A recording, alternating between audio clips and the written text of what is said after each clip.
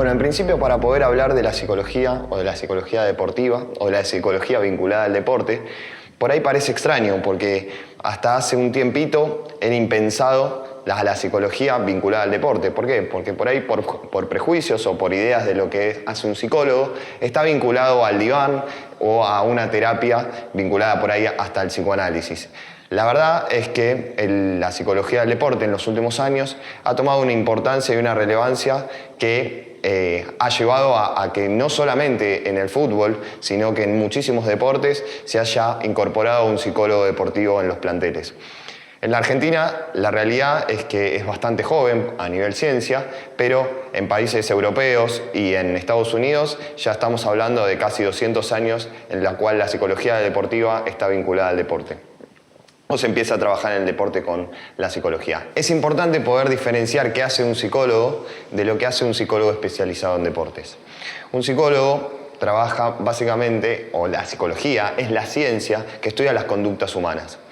Y el psicólogo clínico está vinculado a la enfermedad. Generalmente una persona acude a un psicólogo clínico porque está transitando algún problema o alguna situación de angustia o algunos síntomas que por ahí termina somatizando en otro tipo de enfermedades. En cambio, la psicología del deporte, los profesionales que trabajan en la psicología del deporte, además de ser psicólogos, están especializados. ¿Qué quiere decir? Que conocen las conductas de los deportistas y además todo el entorno que influye al deporte. Deportes amateur, deportes profesionales y por supuesto el futsal también. La principal diferencia entre un psicólogo y un psicólogo deportivo es que el psicólogo deportivo está mucho más vinculado a la salud. ¿Qué quiere decir? Que un psicólogo del deporte trabaja en todos los aspectos psicológicos que están vinculados al deporte. En este caso, el alto rendimiento o de qué manera los aspectos psicológicos trabajan o influyen en la vida de las personas. Dentro de la psicología del deporte hay varias habilidades psicológicas que toman protagonismo. Por ejemplo, la concentración. La concentración es la capacidad que tiene una persona, o un deportista en este caso, de seleccionar aquellos estímulos atencionales. Quiere decir, prestar atención a lo que realmente es importante en ese momento. Otro de los factores importantes en el deporte es la autoconfianza. La autoconfianza es la capacidad que tiene la persona para afrontar distintas adversidades. La cohesión grupal es otro aspecto importante, sobre todo en los deportes de equipo. ¿Por qué? Porque influye directamente en cómo se interrelacionan todos estos jugadores para lograr el objetivo. Por otro lado, el concepto por ahí más conocido dentro de la psicología del deporte, que es la motivación. La motivación, lejos de ser un vamos, dale o ponete las pilas o vos podés, que está mucho más vinculado a una activación, la motivación es aquello que a nosotros nos mueve hacia algo. Entonces, está íntimamente relacionada con los objetivos. Por otro lado, tenemos el control de las presiones. El control de las presiones, como la palabra lo dice, son aquellas presiones que hoy están vinculadas al deporte y que no excede ninguna disciplina. Las presiones pueden ser internas o pueden ser externas. A medida que vayamos avanzando en los módulos, iremos explicando específicamente de qué se trata cada una. Ahora, por último, para poder repensar a la psicología del deporte, les dejo la siguiente consulta. En un entrenamiento, hoy, se entrena la parte física, se entrena la parte técnica, se entrena la parte táctica. ¿Y la parte mental? Bueno, ese bache que se estudia y se entrena a través de la psicología del deporte es la que muchas veces nos hace dar un plus o ceder alguna diferencia en el rendimiento deportivo. En esta oportunidad vamos a hablar de la motivación. ¿De qué se trata la motivación? La motivación viene del latín movere, que es mover hacia. ¿Qué quiere decir? Que es la energía que yo pongo en juego hacia un objetivo que puedo llegar a tener. Cuando yo hablo de energía, hablo también del esfuerzo y la persistencia en la cual yo voy a sostener para poder lograr ese objetivo. Dentro de la motivación existen varias teorías que están detalladas a lo largo de las filminas. Pero lo que me parece importante en relación a esto es que la motivación va a ser alimentada en relación a el objetivo que nosotros nos pongamos. ¿Qué quiere decir? Que los objetivos deben ser difíciles, pero alcanzables y dentro de una realidad, ya que si nosotros nos ponemos objetivos que son extremadamente inalcanzables, tanto en tiempo como en esfuerzo, obviamente que no vamos a ver el logro, no vamos a ver ningún tipo de resultado y por lo tanto nuestra motivación va a bajar. Entonces, como recomendación a los entrenadores, es muy importante que los objetivos que nosotros les pongamos a nuestros jugadores, obviamente que sean difíciles, que sean un reto para ellos, pero que no sean inalcanzables. Porque si no, por más de que los alentemos, por más de que les estemos encima, la motivación va a bajar, porque el jugador va a sentir que no está creciendo, que no está a su máximo potencial y que está en un nivel de estancamiento. Otra cosa que es importante a la motivación es cómo yo desarrollo los entrenamientos, ya que si los entrenamientos por ahí son monótonos, lo que va a hacer el jugador es sentir que ya llegó a un nivel en el cual no se puede superar. En cambio, al hacer entrenamientos dinámicos y al hacer entrenamientos donde la exigencia vaya subiendo, eso va a hacer que el jugador quiera autosuperarse y logre niveles de motivación muchísimo más altos. Otro concepto básico de la motivación es los premios y los castigos, ¿no? Los premios y los castigos están relacionados con el objetivo, con lo que yo quiero lograr. Muchas veces una conducta va a ser alimentada o va a ser fijada si yo le doy una recompensa a esa conducta que yo estaba buscando. Y una conducta puede ser eliminada si recibe un castigo al momento de ser ejecutada. Otra cosa que es importante a la motivación, porque está muy vinculado con la tolerancia a la frustración y al no equivocarse, es que la motivación siempre tiene que estar lejos de la autoexigencia y mucho más cerca de la autosuperación. ¿Por qué? Porque la autoexigencia lo que hace es que el jugador no tenga que equivocarse. Y en la práctica deportiva, tanto en los entrenamientos como en los partidos, el jugador va a equivocarse. Lo que tiene que entender y lo que tiene que alimentar el entrenador es que no va a ser juzgado por la toma de decisiones mala o por haberse equivocado, sino que va a ser juzgado por la conducta inmediata que tenga después de haberse equivocado. ¿Qué quiere decir? Que si el jugador, después de tomar una mala decisión, vuelve caminando o agacha la cabeza o muestra un gesto de enojo que es absolutamente controlable por el jugador, es mucho más juzgable que por ahí un pase interceptado o un mal pase en el cual es completamente incontrolable porque depende también de una figura externa. Para finalizar con el concepto de motivación y como última recomendación a los entrenadores es que hagan mucho hincapié en el cómo, en el proceso de cómo vamos a lograr el objetivo y no tanto en el resultado. No tanto en el ganar o perder, sino qué fue aquellas cosas que nos llevaron a ganar o qué cosas nos llevaron a perder. Poder trabajar sobre el margen de error va a mantener a los jugadores muchísimo más motivados que trabajar o exclusivamente en el resultado. Otro de los conceptos importantes dentro de la psicología del deporte y una de las aptitudes que más se ve en el trabajo individual con los deportistas es los niveles de autoconfianza. Los niveles de autoconfianza son aquellos que están vinculados a la capacidad que tiene el jugador de poder afrontar algún tipo de dificultad, ¿no? Ya sea por ahí el jugador no para las primeras 3 pelotas, entonces empiezan a aparecer pensamientos negativos, como qué partido que estoy jugando, uy, no me sale una. Bueno, este tipo de situaciones hacen que nuestra confianza y nuestras herramientas para poder afrontar todas las situaciones de partido que vienen posteriormente bajen. ¿no? Obviamente que está íntimamente relacionado con la toma de decisiones. Entonces es muy importante que los entrenadores puedan detectar y observar este tipo de situaciones para hacerle entender al jugador que si las primeras 3 pelotas, como en el ejemplo que se mencionaba recién, no las para o toma una mala decisión, no puede derrumbarse por ese error. ¿Por qué? Porque dentro de un partido pueden entrar muchísimas más jugadas. Entonces, si el jugador baja sus niveles de autoconfianza en esos minutos del recién arranque del partido, posiblemente en el resto no pueda dar su máximo performance. ¿Cómo podemos trabajar este tipo de situaciones?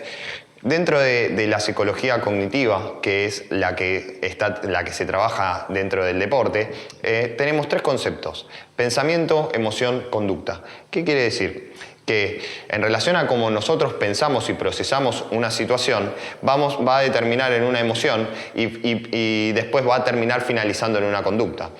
Tomando el ejemplo anterior, si yo las primeras 3 pelotas no las paro o doy un pase erróneo, mi pensamiento va a ser de frustración, o un pensamiento donde posiblemente aparezcan frases como qué mal partido estoy jugando, hoy no me sale una.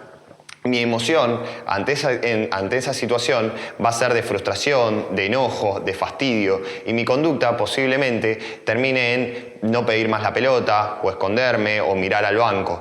Ahora, si mi conducta fue esa, ¿cuál va a ser mi próximo pensamiento?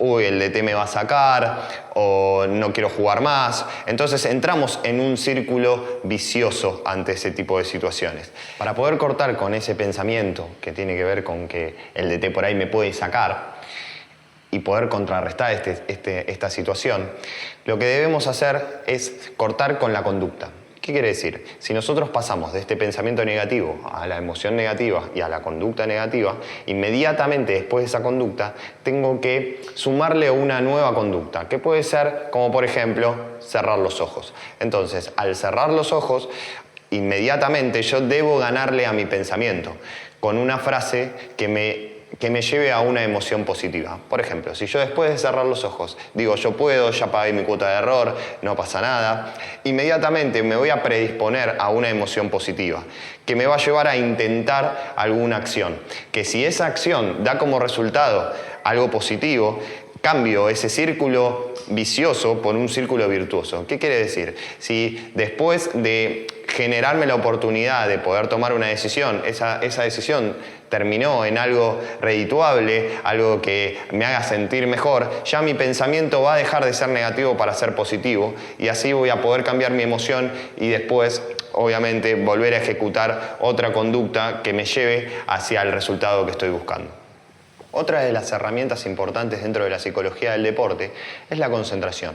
¿Qué es la concentración? Es la capacidad de estar atento únicamente a lo que yo creo que es importante. ¿Y qué es lo que yo creo que es importante? Aquello que está vinculado al objetivo que yo me propuse. Entonces, dentro de la actividad deportiva, ya sea entrenamientos como partidos, hay muchos factores distractores que pueden hacer que yo me desvíe del objetivo. ¿Cuáles pueden llegar a ser aquellos distractores?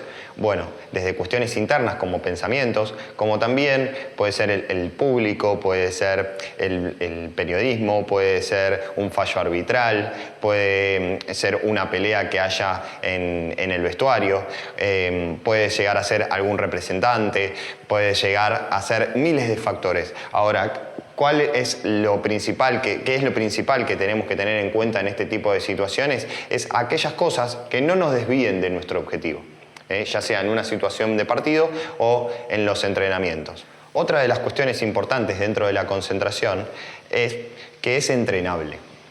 Como todas las habilidades que están vinculadas al deporte a nivel psicológico, existen distintas herramientas que nos permiten a nosotros entrenar la concentración tanto fuera del campo como dentro del campo. Este tipo de herramientas las iremos viendo a medida que avancemos en los niveles. Por último, vamos a hablar del control de las presiones. Lo que hay que decir es que las presiones están insertas en el deporte y están muy vinculadas al resultado. Como vimos anteriormente, para poder trabajar sobre el rendimiento del deportista, siempre es importante hacer foco en el cómo lograr el objetivo. Pero las presiones están muy lejos de eso y están mucho más vinculadas al exitismo, al ganar, al siempre ser número uno, al siempre estar en un nivel de podio, ¿no? Y estas cuestiones obviamente que afectan a los equipos deportivos, a los deportistas, y también a entrenadores y dirigentes y todos aquellos que estén vinculados a la práctica deportiva.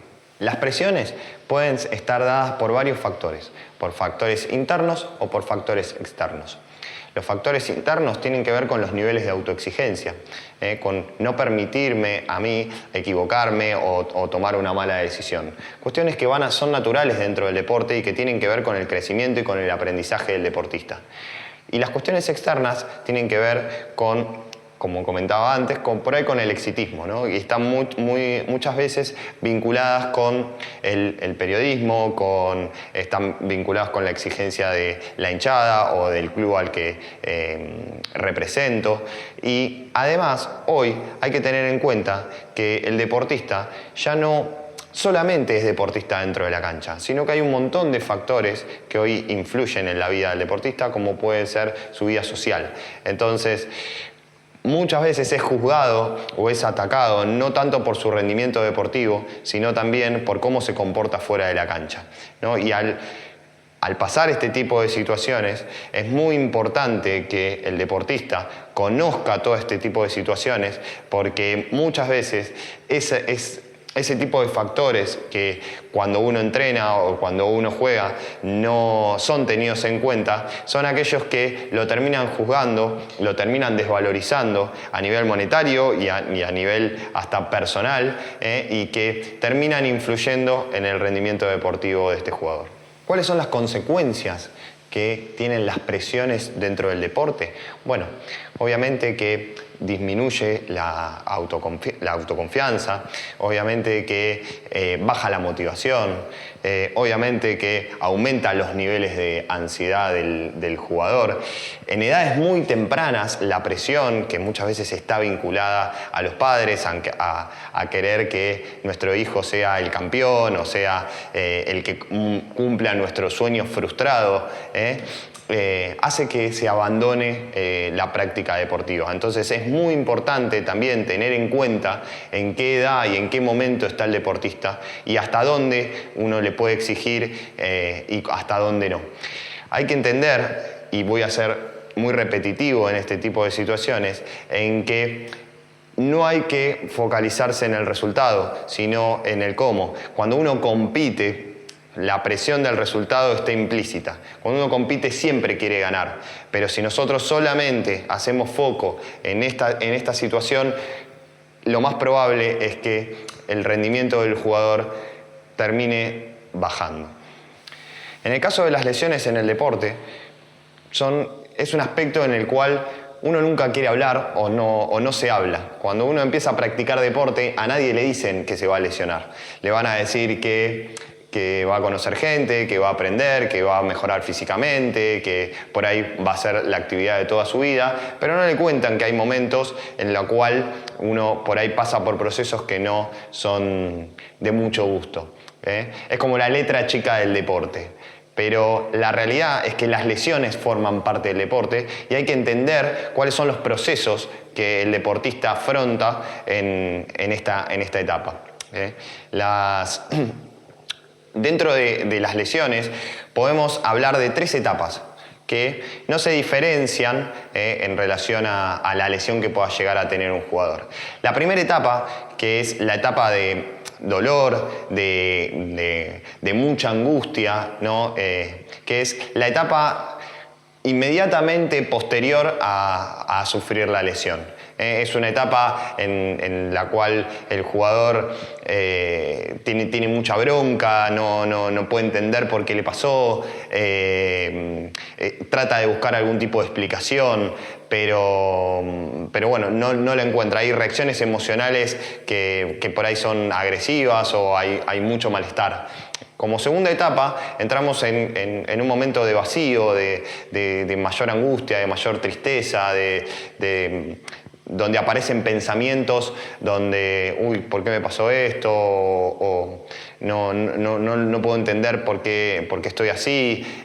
Y como generalmente es una etapa donde no hay ningún tipo de movimiento, donde hay reposos tanto de práctica deportiva como muchas veces también reposos totales, es un momento donde la cabeza por ahí es donde más protagonismo tiene y es muy importante poder trabajar en la fortaleza mental en ese momento.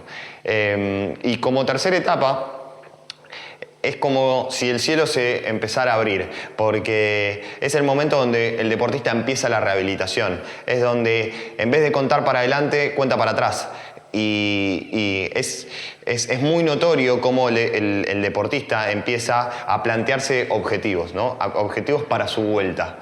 El objetivo que tiene que ver con cómo voy a volver, por ahí volver de la misma manera o hasta volver mejor. Y los pensamientos cambian inmediatamente, pasan de ser negativos a positivos. En relación con lo que veníamos hablando, hay una teoría que se llama la teoría afectiva o la teoría cíclica afectiva, ¿no? Que tiene que ver con 3 etapas que se relacionan íntimamente con lo que hablamos anteriormente. Uno que tiene que ver con la primera etapa, que es la etapa de angustia, ¿no? Que es la etapa donde el deportista sufre la lesión y donde hay reacciones emocionales que están mucho más vinculadas con la bronca, con la impotencia, con el no entender y hasta con un sentimiento de culpa, como si el jugador es culpable de estar pasando este tipo de situaciones. Después, algunos deportistas, no todos, pasan por esta etapa que es la etapa de negación, de no por ahí aceptar que están lesionados,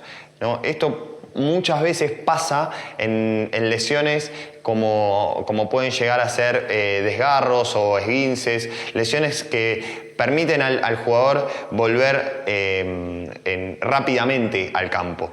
Pero hay que tener en cuenta que este tipo de situación es bastante crítica porque, por un lado, al negar que está lesionado, no tiene en cuenta la gravedad de la lesión. Entonces no le da tanta importancia a la rehabilitación. Cree que es una cuestión de tiempo y muchas lesiones, cuando pasan por esta etapa, si no son rehabilitadas de la forma correcta, se pueden volver crónicas. Y la tercera etapa tiene que ver con la etapa de afrontamiento. La etapa de afrontamiento tiene que ver con el objetivo de volver a la práctica deportiva, ¿no? Y tiene que ver con cómo yo me empiezo a organizar la agenda y cómo manejo mis tiempos en relación a la rehabilitación. En esta etapa aparece un factor que por ahí antes no aparecía, que es el factor ansiedad. ¿Por qué? Porque como en las etapas anteriores yo transitaba la lesión y no dependía absolutamente de mí lo que pase, ahora es como que yo empiezo a ver los resultados de la rehabilitación y quiero volver ya. Y esto puede llegar a ser un factor que sea perjudicial. ¿Por qué? Porque al yo querer volver ya no significa volver bien. Y es muy importante que los jugadores vuelvan bien después de la lesión. La otra herramienta que vamos a desarrollar en este módulo es la comunicación. ¿Qué es la comunicación? Es la capacidad que tienen algunos seres vivos de interrelacionarse. ¿Cómo nos comunicamos? Básicamente de 2 formas. De una forma verbal y una forma no verbal. La forma verbal está íntimamente vinculada con el idioma y es lo que expresamos en palabras. Y la comunicación no verbal tiene algunas herramientas y algunos factores que son muy importantes a desarrollar. ¿Por qué? Porque el 90% de nuestra comunicación es no verbal y es aquella comunicación que es incontrolable. ¿Y por qué elementos está atravesada? Y muchas veces por los gestos corporales, por las miradas, por las sonrisas, por cómo nos vestimos, por nuestro aspecto físico también. Entonces es muy importante poder tener en cuenta este tipo de situaciones porque así también estamos comunicando. ¿Y por qué es tan importante la comunicación? Y porque básicamente es el mensaje que yo quiero transmitir. Entonces, en el deporte, y más vinculado ya a los entrenadores, es una herramienta que hay que tener muy en cuenta y es una herramienta en la cual hay que trabajar muchísimo. ¿Por qué? Porque muchas veces vemos a entrenadores que piden tranquilidad a los gritos. Entonces, ¿cómo el jugador va a poder codificar ese mensaje, ¿no? Si un entrenador le está pidiendo tranquilidad a su equipo y está caminando por todo el banco de suplentes o está a los gritos o con gestos de agresividad o de violencia o de queja, es muy difícil que el jugador, en el cual el entrenador es su referente, pueda bajar sus niveles a niveles de tranquilidad. Es importante conocer cuáles son los errores que comúnmente cometemos al comunicarnos. Uno es el rebelarse, otro es el interrumpir, otro es saltar de un tema a otro, otro también puede ser el proyectar en el otro alguna creencia que yo tengo. Entonces, al conocer este tipo de herramienta, podemos implementar aquellas herramientas que nosotros consideramos que son importantes al momento de comunicar y que van a hacer que la comunicación sea muchísimo mejor. Una es mirarse a los ojos y demostrar interés. Otro es conciliar con nuestros gestos lo que estamos diciendo. Otra también es no hablar o no decir cosas o hablar de temas que por ahí no conocemos. Y algo que es fundamental es poder hablar de forma clara y sencilla.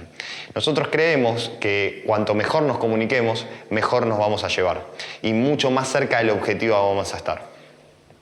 Bueno, mi nombre es Damián Estazone, yo soy jugador de futsal en actividad, juego en San Lorenzo y en la selección argentina. Voy a estar hablando un poco de lo que es el liderazgo deportivo, es el módulo que nos toca ahora. Y para mí, una de las principales cosas a tener en cuenta para el liderazgo, primero es, ustedes que van a ser entrenadores, tratar de legitimar su liderazgo a partir de la convicción que generan en sus jugadores. Yo creo que muchas veces el liderazgo, uno cree que está impuesto por el cargo que ocupa, por el rol que ocupa, y muchas veces eso termina siendo un liderazgo muy autoritario. Entonces, si bien el rol del entrenador ya de por sí es un rol de líder, creo que eso puede durar un determinado tiempo, pero hay que sostenerlo. Y para mí una de las formas de sostenerlo es generando convicción en los jugadores. Para generar convicción, yo creo que primero hay que ser coherente con las decisiones que se toman. En primer lugar, muchas veces uno hace cosas que no van en sintonía con lo que dice. Si bien, obviamente, cada jugador puede tener su visión sobre el entrenador, creo que es muy importante ser coherente. Que si nosotros hablamos, explicamos, transmitimos ideas, ya sea de juego, ideas de valores, ideas de comportamiento, de reglamento dentro de un grupo, después tenemos que ser coherentes con eso. Eso me parece que es muy importante para mantener la legitimidad del cargo y que no solamente la legitimidad la dé el rol que ocupo. Otra de las cosas importantes a tener en cuenta como líder, como entrenador, creo que es tratar de identificar qué es lo que necesita el grupo. Muchas veces tenemos, lógicamente, nuestra personalidad, nuestras formas de reaccionar, de responder ante distintas situaciones, pero creo que es importante identificar qué es lo que necesita el grupo. Yo creo que como líder muchas veces hay que dejar un poco los impulsos, los sentimientos de lado, porque hay que trabajar para llevar el grupo adelante, para lograr lo mejor para el grupo, tratar de sacar lo mejor del grupo y de cada uno de los jugadores. Y si yo reacciono como líder de la misma manera que reacciono en mi vida privada, muchas veces eso puede generar conflictos. Según mi opinión, hay que tratar de dejar de lado las emociones, los sentimientos, por lo menos la gran cantidad de tiempo, y tratar de identificar qué es lo que necesita el grupo. Si el grupo necesita motivación, si el grupo necesita un reto, si el grupo necesita un consuelo, si el grupo necesita exigencias, si el grupo necesita descanso. Creo que eso es muy importante porque muchas veces como líderes lo que se intenta es tratar de decir yo tengo una personalidad fuerte y la impongo ante un grupo por el solo hecho de ser líder o ser entrenador y el grupo se tiene que adaptar a mí. Y yo creo que lograr un equilibrio es muy sano para que todos estén con una sintonía positiva. No quiero decir con esto que hay que dejar de lado la personalidad, la forma de ser, la forma de llevar adelante un grupo, pero sí creo que hay que tener en cuenta qué es lo que necesita el grupo para equilibrarlo con mi forma de ser y de esa manera lograr una comunión y que todo el grupo vaya para el mismo lado. Como líder, en este caso como entrenadores, yo creo que es muy importante tratar de lograr la motivación, más allá de una motivación grupal, es importante lograr la motivación individual. Yo creo que obviamente como jugadores todos tenemos aspiraciones, objetivos, tenemos nuestros egos, un montón de cuestiones personales que son importantes y que son inevitables y que no naturalmente el jugador va a pensar primero en el equipo que en su propia vida como deportista. Entonces creo que como entrenadores es importante tratar de detectar cuál es la motivación personal de cada jugador, que para un jugador puede ser convocado a la selección, para otro puede ser goleador, para otro puede ser conseguir un buen rendimiento para lograr un pase a Europa, para otro puede ser consolidarse como jugador de primera. Todos los jugadores tenemos distintos objetivos y el rol del líder, que en este caso es el entrenador, para mí es tratar de identificar la motivación personal para que esa motivación personal esté al servicio del grupo. Yo creo que si un líder identifica eso y lo sabe trabajar en el día a día, puede lograr que las motivaciones personales se cumplan a través de un objetivo grupal. Pero también en el deporte, sobre todo en el futsal, que es un deporte de muchísima incertidumbre, en el que vos podés trabajar muy bien, podés planificar muy bien, podés tener muy buenos jugadores, pero eso no te garantiza ganar ni un partido, ni un campeonato. También como líder creo que es importante saber reaccionar ante los malos momentos. Nos puede pasar que perdamos un partido, que perdamos un torneo, y creo que la derrota o el fracaso, como muchas veces se habla en nuestro deporte o en el deporte en general, lo tenemos que ver como una oportunidad. No tenemos que ver el fracaso o la derrota como un momento en el que se rompió algo, un momento en el que el grupo se desarmó, en el que perdimos un objetivo y queda ahí. Yo creo que la derrota es una oportunidad. Y si estamos ocupando el rol de líder, el rol de entrenador, tenemos que reaccionar de una manera que esa derrota sea constructiva, que esa derrota sea positiva, porque obviamente el deporte es continuo y hoy pierdo y quizás la semana que viene ya arranco un nuevo torneo, un nuevo desafío, una nueva competencia. Creo que muchas veces el rol del líder se hace más fácil cuando las cosas van bien, cuando lo único que tengo que hacer es mantener, seguir adelante con la forma de trabajo, con la motivación, con la arenga, pero cuando perdemos pasa que hay crisis y que empiezan a ponerse en disputa los liderazgos, que empiezan a criticarse muchas cosas del líder, que en este caso es el entrenador, y creo que es una oportunidad, que ser líder, ser entrenador no significa ser infalible. No significa no poder equivocarse, no significa poder fallar. Creo que justamente esas cosas son las que nos tienen que servir para seguir legitimando nuestro rol de líder, seguir corrigiendo cosas, seguir aprendiendo, ser coherente con el grupo y aprovechar la derrota o el fracaso que sea un momento de construcción para lo que viene. Si bien hay muchas cuestiones del líder, en este caso del entrenador, que dependen de la parte más psicológica, digamos, o de entender la emoción, las motivaciones de cada uno de los jugadores y del grupo, yo creo que lo fundamental para legitimar el rol de líder es el contenido. Nosotros podemos tener una personalidad muy fuerte, podemos ser muy buenos haciendo una arenga, contagiando, motivando, pero si no tenemos contenido en el día a día, en los entrenamientos, en los partidos, eso se termina perdiendo. Entonces me parece que la parte más importante para ser líder y ser entrenador es tener una muy buena formación. La formación creo que es muy importante, la capacidad es muy importante, la forma de planificar, la forma de llevar el día a día del entrenamiento. Creo que es muy importante para que el jugador se sienta representado por ese entrenador, por ese líder, más allá de su personalidad. Creo que en este tipo de liderazgo es importantísimo el contenido que uno tiene en el día a día. Y creo que dentro de ese contenido específico de nuestro deporte, en el futsal para mí es muy importante anticiparse a las situaciones. Es un deporte en el que quizás en el momento del partido no hay mucho tiempo para tomar decisiones. Como mucho puedo tener 2 minutos en el partido, más el entretiempo, y no es mucho el tiempo, no solo porque es poco, sino porque el jugador, al estar con las pulsaciones a 1000 en un deporte de tanta intensidad, no tiene la capacidad ni la predisposición para escuchar e incorporar conceptos. Entonces creo que para ser un buen líder, un buen entrenador, es importante anticiparse. Y para eso está la semana, en planificar el partido desde nuestro lugar y planificar el partido del lugar del rival. Eso es lo que nos va a generar la posibilidad de anticiparle a nuestros jugadores todo lo que se puede encontrar en el partido y que cuando nosotros tengamos que hacer una intervención, ya sea en el minuto, durante el partido o en el entretiempo, el jugador ya tenga una base por lo que se vino trabajando en la semana y sea más fácil incorporar el concepto. Por eso creo que más allá de la autoridad, de la forma de hablar, de la personalidad, de cómo pueda yo llegarle a un jugador, lo fundamental es tener capacidad y tener contenido específico de nuestro deporte. Esa es la clave para convencer a nuestros jugadores y que no quede solamente en una cuestión de personalidad y una cuestión motivacional. En nuestro deporte, como sabemos que es un deporte que más allá de que tiene mucha intensidad, también es necesario pensar. Nosotros creo que como entrenadores, como líderes, tenemos que generar jugadores con una cierta autonomía. Según mi punto de vista, tener jugadores que solo obedezcan o repitan lo que hace el técnico y que funcionen en la cancha solamente como si fuesen robots, desde mi punto de vista no es lo aconsejable, sobre todo para nuestro deporte.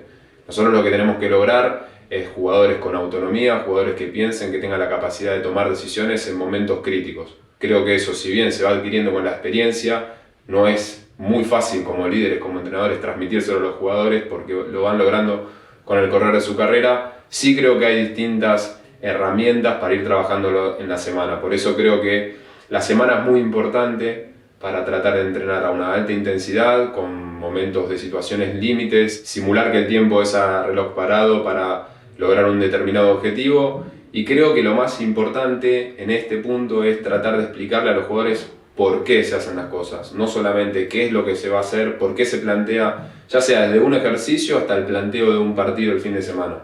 No explicarles solamente qué es lo que vamos a hacer en el ejercicio o en el partido, sino explicarles por qué se va a hacer, cuál es el fundamento.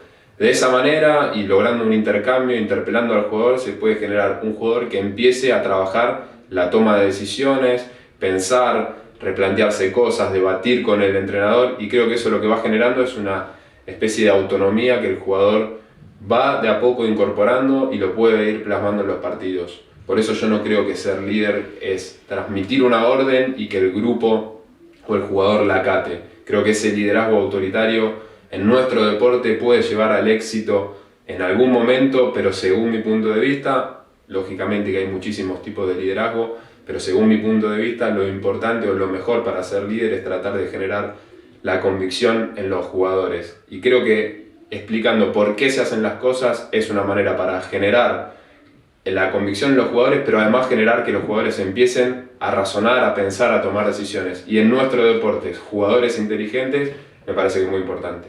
Otra de las cosas que me parece importante tener en cuenta como líderes, como entrenadores, es que muchas veces nosotros vivimos el partido como jugadores a una alta intensidad. Y a mí me pasó como jugador ver entrenadores que lo viven con la misma intensidad que nosotros y que quizás a veces no tienen la capacidad para vivirlo a esa intensidad y a la vez razonar. Entonces creo que es importante primero conocerse a uno mismo y saber si uno está preparado como entrenador para vivir el partido a una alta intensidad a la par de los jugadores y a la vez poder analizar qué es lo que está pasando en el partido para poder determinar qué cambios voy a hacer, qué voy a mantener, qué quiero mejorar, porque si yo lo vivo como jugador, hay veces que es muy difícil tratar de entender qué es lo que está pasando y razonar. Es muy difícil pensar enojado, creo que es muy difícil, no muchas personas tienen la capacidad para pensar cuando están enojados. Entonces yo me tengo que conocer como líder y como entrenador, entonces tengo que saber que si me enojo es muy difícil para mí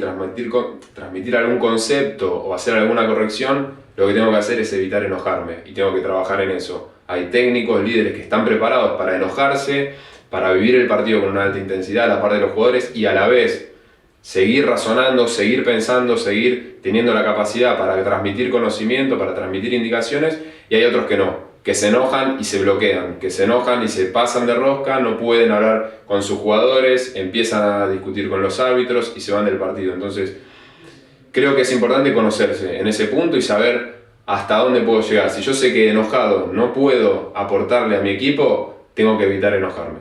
Y como último, creo que es importante tratar de entender que ser líder no significa hacer todo ni decidir todo, sino también encontrar en quién delegar, en quién apoyarse, trabajar en conjunto. Si bien puede ser que en el caso de un entrenador la decisión final la termine tomando el entrenador, no quiere decir que el entrenador tiene que intervenir en todo y tomar todas las decisiones. Para eso es importante tener un buen equipo de trabajo dentro de la medida de lo posible. Obviamente que nuestro deporte en este momento está en plena etapa de desarrollo y nos encontramos con cuerpos técnicos que son 6 personas y después nos podemos encontrar en un lugar donde estoy solo.